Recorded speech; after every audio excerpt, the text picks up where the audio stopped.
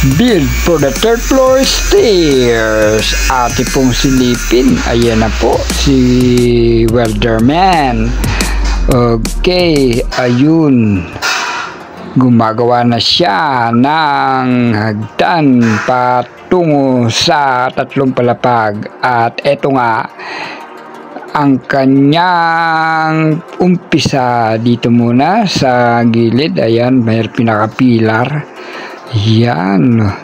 Okay na okay sa oras yan. Tubular ang kanyang gamit. Gumpisa siya dito sa dulo. Paakyat yan. Okay. Okay na okay. Ayun, ang third floor. May harang pa dahil medyo umaambon-ambon. Kaya kailangan takpan muna ng yero. Okay, sa alright. Ito naman ang kanyang naumpisahan. Nadadagdagan na siya. Okay na okay. Pataas ng pataas yan. Lapit nang makita kung paano matatapos ang hagdan pa third floor. Okay na okay sa alright. Ayan, okay. Hindi mo na tinalis dito dahil matatamaan ng mga tubular. Okay na okay sa alright, guys. Nanyo kung paano gumawa ng tubular na hagdan.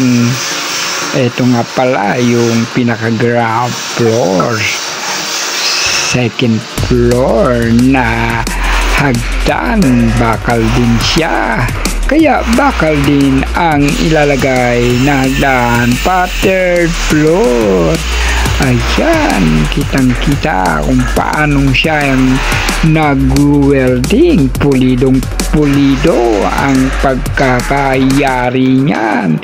Siguradong matibay sintatag ng isang blokeng semento. Ay, bakal pala, sorry.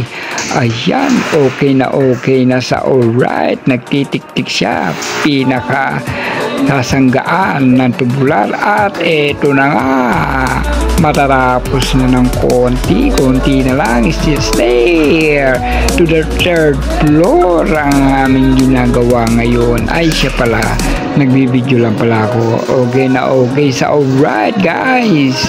Panoorin po natin kung paano siyang mag-welding.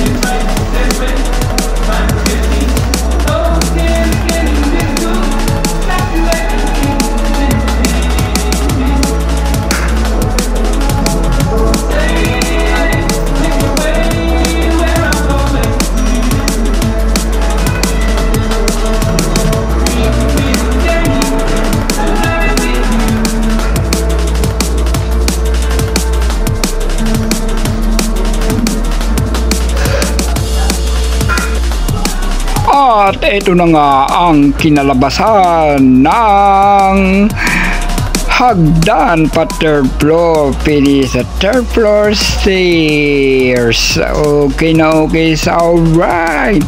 Matibay na matibay kagaya ng inyong relasyon.